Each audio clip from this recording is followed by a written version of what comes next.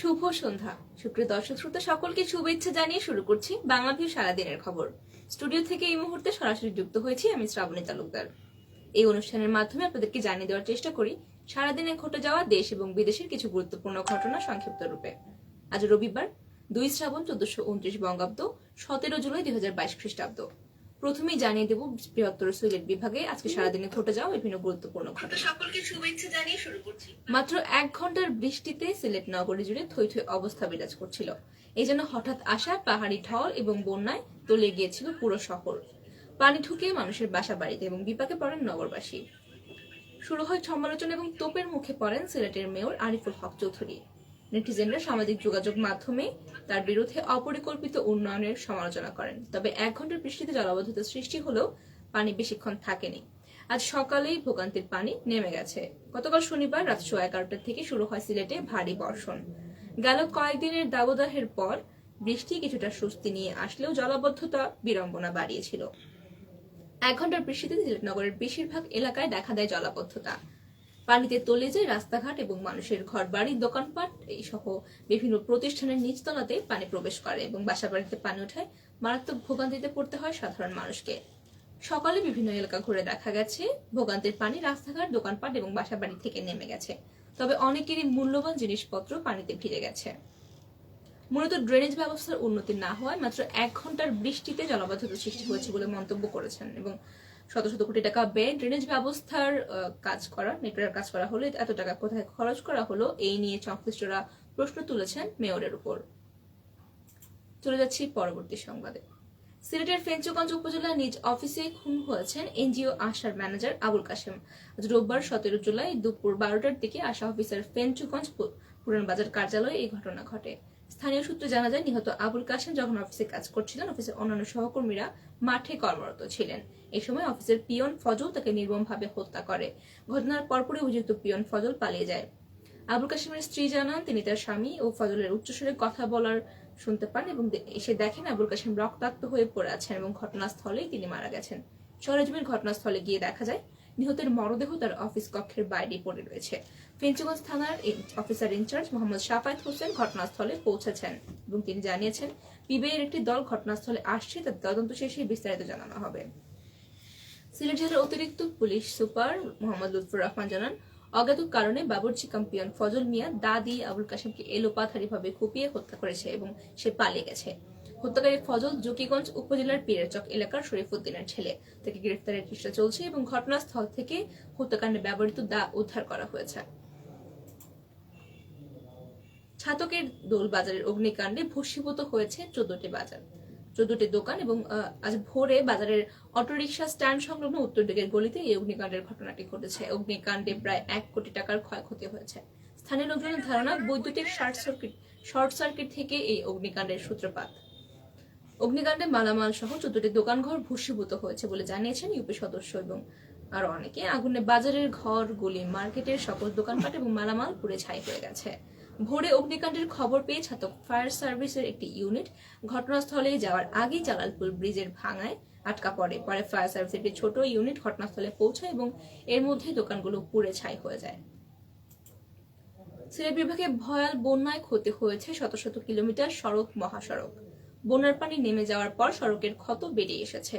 ক্ষতিগ্রস্ত এইসব সড়ককে ড্রোন দিয়ে সার্ভে করে এবং সড়ক এবং জনপদ অধিদপ্তর এর মাধ্যমে ক্ষয়ক্ষতির পরিমাণ নির্ণয় করা হবে এবং এদিকে ক্ষতিগ্রস্ত সড়কের পরিদর্শনে 2টি টিম গঠন করা হয়েছে। এসব কমিটির প্রতিবেদন পাওয়ার পর বর্ষা মৌসুমের শেষ অবধি শেষ কাজ করবে সহজ এবং এরপর শুরু হবে ক্ষতিগ্রস্ত সড়কের স্থায়ী মেরামতের কাজ। জানা গেছে গত জুন মাসের মধ্যভাগে সিলেট অঞ্চলে ভয়াবহ বন্যা দেখা দেয়। বিশেষ করে সিলেট এবং সুনামগঞ্জ জেলার প্রায় 90% এলাকা তলিয়ে যায় এবং লাখ লাখ মানুষ চরম বিপাকে পড়েন জলাবদ্ধ অবস্থায়। প্রশাসনের হিসেবে সিলেট জেলাতেই প্রায় 41,000 ঘরবাড়ি ক্ষতিগ্রস্ত হয়েছে।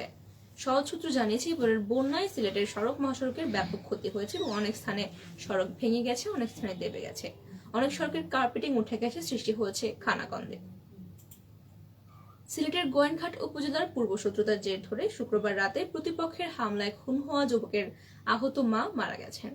হাসিনা বেগম নামের ওই নারী আজ রোববার বিকেল 3টার দিকে Sylhet MAG Osmani medical college হাসপাতালে চিকিৎসাধীন অবস্থায় মারা যান।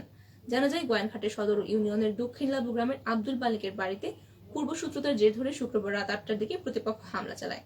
এই সময় আব্দুল খালিকের ছেলে আব্দুল কাদিরকে গলা কেটে হত্যা করা হয়। পরে হামলাকারীরা আব্দুল কাদিরের বসত ঘরে অগ্নিসংযোগ করে, পরিবারের অন্যান্য সদস্যদের উপরে হামলা চালায়। এই সময় আব্দুল কাদিরের মা হাসিনা বেগম গুরুতর আহত হন এবং আরো 7 জন আহত হন এবং তাদেরকে সবাইকে ওসমানী মেডিকেলে চিকিৎসা দেওয়া হচ্ছে। সিলেটের জালালাবাদ ইউনিয়নের পুরান কালারকা এলাকায় ফাটা বিলে বজ্রপাতে 2 জন নিহত হয়েছেন। এই ঘটনায় আহত হয়েছেন আরো 2 জন। শনিবার দিবাগত মধ্যরাত 12:30টার দিকে এই ঘটনাটি ঘটে। বিষয়টি নিশ্চিত করেছেন জালালাবাদ ইউনিয়নের chairman Mohammad Obaidul Ishaq. UP chairman Mohammad Obaidul Ishaq জানান, নৌকা নিয়ে মাছ ধরতে যাওয়ার সময় ফাটাবিল হাওরে গিয়েছিলেন 4 জন এবং রাত 12:30টার দিকে বজ্রপাতে 2 জন মারা যান এবং বাকি 2 জন আহত হন। তিনি আরো জানান, আহতদের ওসমানী মেডিকেল কলেজ হাসপাতালে নেওয়া হয়েছে এবং নিহতদের মরদেহের দাফন ময়নাতদন্ত ছাড়াই সম্পন্ন করা হয়েছে। এতক্ষণ শুনছিলেন বৃহত্তর সিলেট বিভাগের বিভিন্ন খবর। এবারে জাতীয়। অবশেষে মানবদেহে পরীক্ষামূলক প্রয়োগের অনুমতি পেয়েছে দেশে তৈরি গ্লোবায়োটেক লিমিটেডের করোনা ভাইরাস প্রতিরোধী টিকা বঙ্গভ্যাক্স। এর আগে গত বছরের 23 নভেম্বর বাংলাদেশ চিকিৎসা গবেষণা পরিষদের মানবদেহে পরীক্ষামূলক প্রয়োগের অনুমতি মিললেও ওষুধ প্রশাসন অধিদপ্তরের অনুমতির অপেক্ষায় প্রহর গুনতে হয়েছে দীর্ঘদিন। আজ রোববার 17 জুলাই বিকেলে অনুমোদনের বিষয়টি নিশ্চিত করেছেন গ্লোবায়োটেকের কোয়ালিটি অ্যান্ড রেগুলেটরি বিভাগের জ্যেষ্ঠ ব্যবস্থাপক ডক্টর মোহাম্মদ মহিউদ্দিন। তিনি বলেন, আজ দুপুরে ওষুধ প্রশাসন অধিদপ্তর অনুমোদনের বিষয়টি জানিয়েছে এবং তারা বিষয়টি নিয়ে আলোচনার মাধ্যমে পরবর্তী করণীয় নির্ধারণ করবেন। এই বিষয়ে বঙ্গভ্যাক্স ক্লিনিক্যাল ট্রায়াল গবেষক দলের প্রধান অধ্যাপক ডক্টর মামুনুল মাহতাব বলেন, মানবদেহে প্রথম ধাপের পরীক্ষামূলক প্রয়োগের ছাড়পত্র দিয়েছে দেশি কোম্পানি গ্লোবায়োটেকের তৈরি করোনা টিকা বঙ্গভ্যাক্স। 60 জনকে নিয়ে বঙ্গবন্ধু শেখ মুজিব মেডিকেল বিশ্ববিদ্যালয়ে এই টিকার ট্রায়াল শুরু হবে।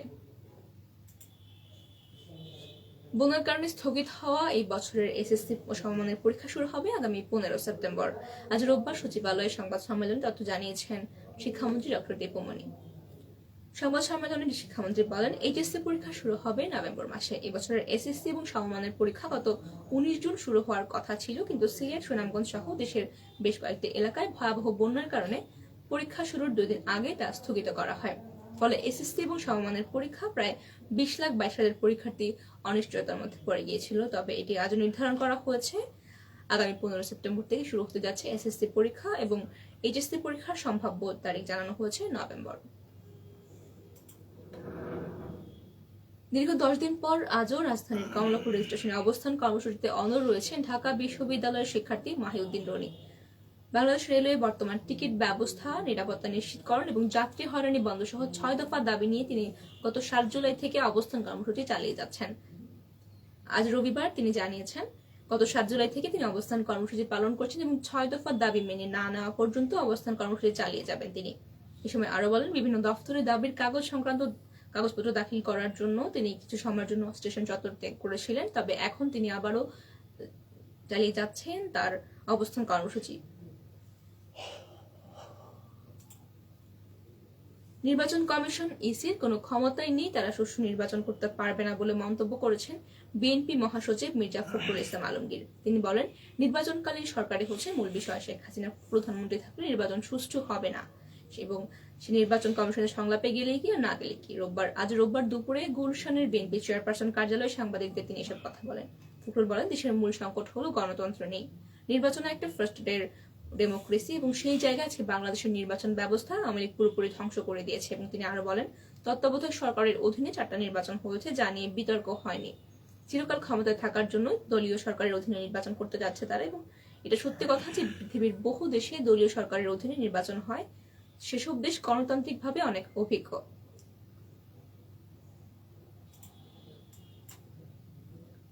বিএনপি চেয়ারপারসন খালেদা জিয়া সহ 13 আসামির বিরুদ্ধে করা গ্যাটকো দুর্নীতি মামলায় অভিযোগ শুনানি শেষ করেছে রাষ্ট্রপক্ষ। আজ রবিবার ঢাকার 3 নম্বর বিশেষ জজ আদালতের বিচারক মোহাম্মদ আলী হোসেনের আদালতে মামলাটির অভিযোগ গঠনের শুনানির জন্য দিন ধার্য ছিল।